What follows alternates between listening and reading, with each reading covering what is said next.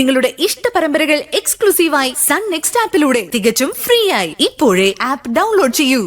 അപ്പോ അതിന് ഉത്തരവാദിത്വം നിങ്ങൾക്ക് രണ്ടുപേർക്കും മാത്രമാണ്. ആ കുറ്റത്തിന് നിങ്ങൾ പ്രായശ്ചിത്തം ചെയ്തേ പറ്റൂ.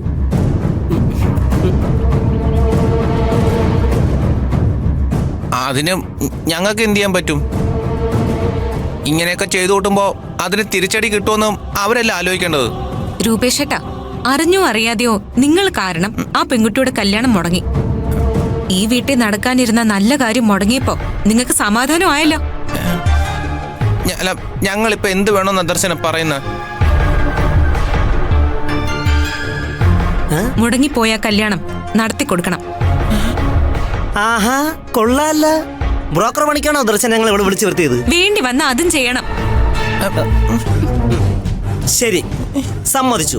ദർശന പറഞ്ഞത് ശരിയാ, കല്യാണം മുടങ്ങി. പക്ഷേ മുറി കയറി വിൽപ്പത്രം മോഷ്ടിച്ചോണ്ടല്ലേ ഞങ്ങൾക്ക് ഇങ്ങനെ ചെയ്യേണ്ടി വന്നത്? അതൊന്നും എനിക്കറിയില്ല. പക്ഷെ നിങ്ങൾ കാരണം ഒരു പെൺകുട്ടിയുടെ കണ്ണുനീര് ഈ വീടിന്റെ മുറ്റത്ത് വീഴാൻ പാടില്ല. അതിന് നിങ്ങൾ പരിഹാരം കണ്ടേ പറ്റൂ. അല്ല, ഞങ്ങൾ ആ പയ്യന്റെ പിന്നാലെ പോയി പിടിച്ചോണ്ട് വരണോ, അതോ പുതിയ പയ്യനെ കണ്ടെത്തണോ? അല്ല, എന്ത് വേണമെന്നുള്ള ദർശനം ഈ പറയണത്?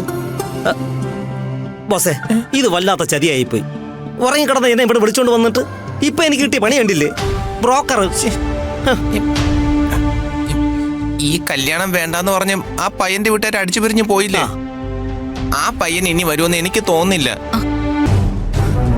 പയ്യനെ അന്വേഷിച്ച് നിങ്ങൾ വേറെ എങ്ങും പോവണ്ട. ഇവിടെ തന്നെ ഉണ്ട് പയ്യൻ. ഇവിടെയോ? ഇവിടെ അത് പയ്യൻ? ദർശന എന്തൊക്കെയായി പറയുന്നേ? അത് പിന്നെ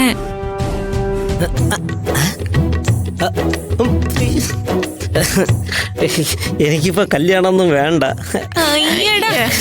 കല്യാണം കഴിപ്പിച്ചു തരാൻ പറ്റിയൊരു പീസ്. ഒന്ന് മിണ്ടാതിരിക്കുന്നുണ്ടോ? നിഖിലിന്റെ കാര്യമാ ഞാൻ പറഞ്ഞേ. അവനെ കൊണ്ട് ശ്രേയെ വിവാഹം കഴിപ്പിച്ച എങ്ങനെയിരിക്കും? കൊള്ളാം, വളരെ നന്നായിരിക്കും. അതെ, ഈ ഭീമന്റെ മോനെ കൊണ്ട് ദുശാസനന്റെ മോളെ കല്യാണം കഴിപ്പിക്കുന്നത് പോലെ ഇരിക്കും. നമ്മൾ തലകുത്തി നിന്നാലും ഇതൊന്നും നടക്കാൻ പോകുന്നില്ല. അങ്ങനെ നേരെ ചൊവ്വ ഇത് നടക്കുമെന്നൊന്നും എനിക്കും തോന്നുന്നില്ല. അതിന് ചില കളികൾ കളിക്കേണ്ടി വരും. എന്ത് കളി? അതെ, ബോസിന്റെ കൂടെ കൂടി സ്റ്റേ വാങ്ങിയ ക്ഷീണം ഇതുവരെ പോയിട്ടില്ല. അപ്പോഴാണ് അടുത്ത ഗെയിം. ബോസേ, ഈ കളിക്ക് ഞാനില്ല. മാത്രമല്ല, എത്ര വിചാരിച്ചാലും ഇത് നടക്കാൻ ഞാൻ ഒരു വഴിയും കാണുന്നില്ല. വഴിയുണ്ട്. എന്ത് വഴി? പ്രേമം. പ്രേമോ? ആരെ പ്രേമിക്കാൻ? എന്താ, പ്രേമം എന്ന വാക്ക് കേട്ടിട്ടില്ലേ? കേട്ടിട്ടുണ്ട്. പക്ഷേ ഇവിടെ ഇത് വർക്കൗട്ട് ആവുന്ന എനിക്ക് തോന്നുന്നില്ല. എന്നാ എനിക്ക് അങ്ങനെ അല്ല തോന്നുന്നത്. ഇത് വർക്കൗട്ട് ആവും, ആക്കിയേ പറ്റൂ. കാരണം ഇത് എന്റെ കൂടി ആവശ്യമാണ്. നിഖിലും ശ്രേയയും തമ്മിൽ പ്രേമിക്കണം. അവര് തമ്മിൽ കല്യാണവും കഴിക്കണം. കഴിഞ്ഞ തവണ നിഖില് വന്നപ്പോ ശ്രേയമായിട്ട് ഉണ്ടാക്കിയ പ്രശ്നത്തിന്റെ ക്ഷീണം ഇതുവരെ മാറിയിട്ടില്ല. അതിനിടയിൽ ഈ കാര്യം പറഞ്ഞുകൊണ്ട് പവ്യങ്ങളുടെ അടുത്ത് ചെന്നാ മിക്കവാറും ഈ വീട്ടിലൊരു പൊട്ടിത്തെറി തന്നെ ഉണ്ടാവും. അതെ, ഈ കളിക്ക് ഞാനില്ല. എരിയുന്ന തീയിൽ പെട്രോൾ അടിക്കുന്ന പണിയാണിത്. ഞാനും കൂടെ കത്തി കരിഞ്ഞു പോവും. എന്റെ അമ്മോ, എനിക്ക് വയ്യേ. താക്കോലേ, അങ്ങനൊന്നും പറഞ്ഞ പറ്റത്തില്ല. അവര് തമ്മില് എങ്ങനെയെങ്കിലും പ്രേമിപ്പിക്കാനുള്ള വഴി നിങ്ങൾ കണ്ടെത്തിയേ പറ്റൂ. അതെ, ഒരു മിനിറ്റ് ഒന്ന് നിർത്തിക്കേ. ഞാനൊരു കാര്യം ചോദിക്കട്ടെ?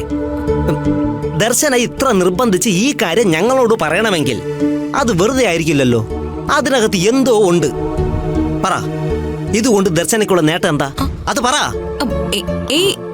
എനിക്കെന്ത് നേട്ടം? എനിക്കൊരു നേട്ടമില്ല. അയ്യോ, അതങ്ങ് പള്ളി പോയി പറഞ്ഞാ മതി. ഇതിനകത്ത് ഞങ്ങൾ അറിയാത്ത എന്തോ ഒരു ഗുഡൻസ് ഉണ്ട്. അതൊന്ന് പറ. അത് ശരിയാണല്ലോ. സത്യം പറയടോ, എന്താ തന്റെ മനസ്സില്? ഒരു കാര്യമുണ്ട്.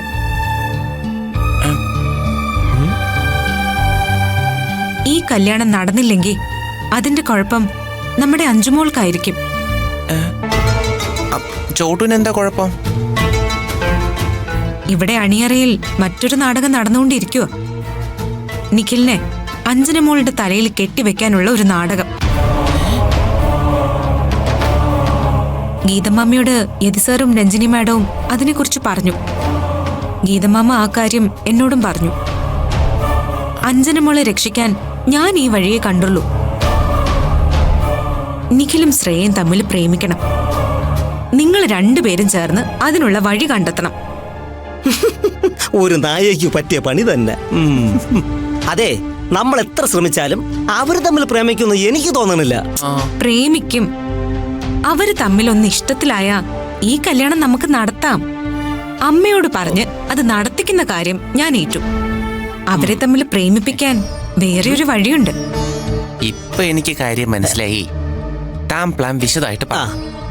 ഒരർത്ഥത്തിലേ അവര് തമ്മിലുള്ള കല്യാണം നടക്കുന്നത് ഈ കുടുംബത്തിന് നല്ലത് തന്നെയാ.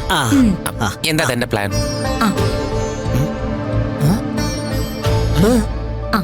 അതെ,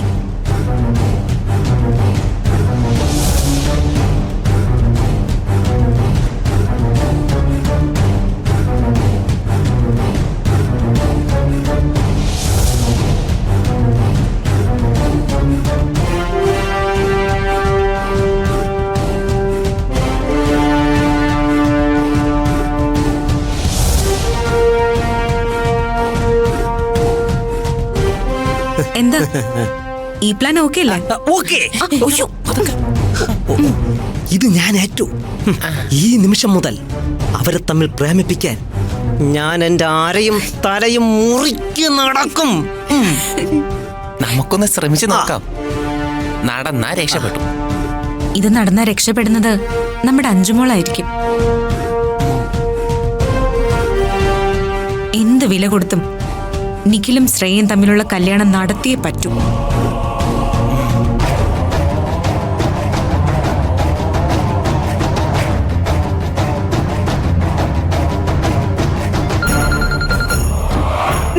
നോക്കിയേ,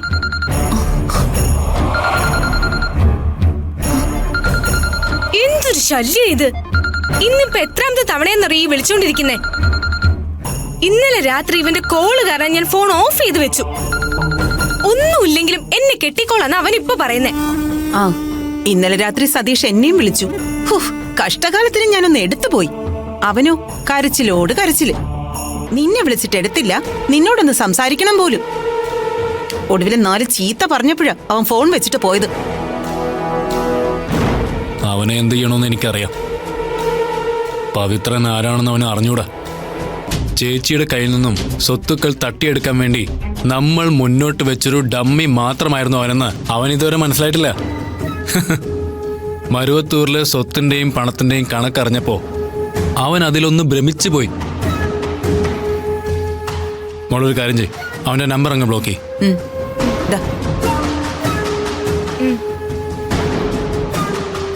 മോളെ, നിനക്കിപ്പോ ഒരു ദുഃഖപുത്രിയുടെ പരിവേഷമുണ്ട്. കല്യാണ ആലോചന മുടങ്ങിപ്പോയ പെൺകുട്ടി. ഇവിടെ എല്ലാവർക്കും നിന്നോട് സിമ്പതി തോന്നും, പ്രത്യേകിച്ച് നിന്റെ അപ്പച്ചിക്ക്. അത് വേണം നമ്മൾ മുതലെടുക്കാൻ. എനിക്കത് സിമ്പതിയൊന്നും ആവശ്യമില്ല. എന്റെ കാര്യം ഞാൻ നോക്കിക്കോളാം. മോളെ, അങ്ങനെ ഒറ്റയ്ക്ക് ഇറങ്ങി തിരിച്ചാ ആരും ഒന്നും നേടില്ല. വിശ്വം ഗ്രൂപ്പ് ഓഫ് കമ്പനിയിൽ നിന്ന് ഞാൻ കൊണ്ടുപോയതെല്ലാം നമ്മൾ ഒരുമിച്ച് ആലോചിച്ച് ചെയ്തതാ. ബാംഗ്ലൂരിലെ ബിസിനസിന്റെയും നമ്മൾ പണിതുകൊണ്ടിരിക്കുന്ന വീടിന്റെയും എല്ലാ ചുമതലയെന്നും സതീഷിനെ മാറ്റണം. ഇല്ലെങ്കിൽ നമ്മൾ അവിടെ ചെല്ലുമ്പോ അവൻ നമുക്കൊരു ശല്യമായി മാറും. അവന്റെ കണക്ക് തീർത്തുവിടാൻ ഞാൻ ഇന്നലെ തന്നെ പറഞ്ഞിട്ടുണ്ട്. എന്നിട്ട് അവൻ ഇങ്ങനെ വിളിച്ചോണ്ടിരിക്കല്ലേ?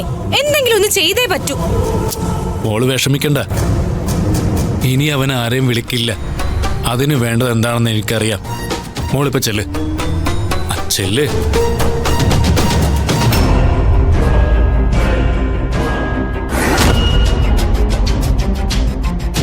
രൂപേഷ് കോടതിയിൽ നിന്ന് വാങ്ങിച്ച ആ സ്റ്റേ ഓർഡർ മാറ്റാൻ ഇനി നമ്മൾ എന്ത് ചെയ്യും?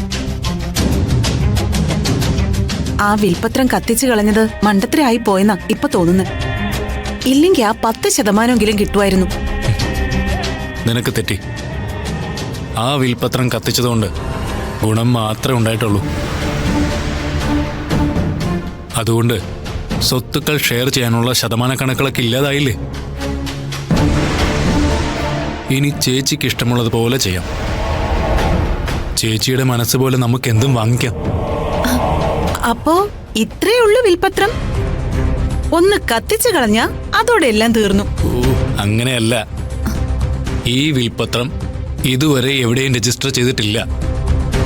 വിശ്വട്ടം വിൽപത്രം എഴുതി അത് സൂക്ഷിക്കാൻ വക്കീലിനെ ഏർപ്പാടാക്കി എന്ന് മാത്രം. അതേസമയം ഇത് രജിസ്റ്റർ ഓഫീസിൽ രജിസ്റ്റർ ചെയ്തിരുന്നെങ്കിൽ പിന്നെ ഇതിൽ മാറ്റം വരുത്താൻ സാധിക്കില്ലായിരുന്നു.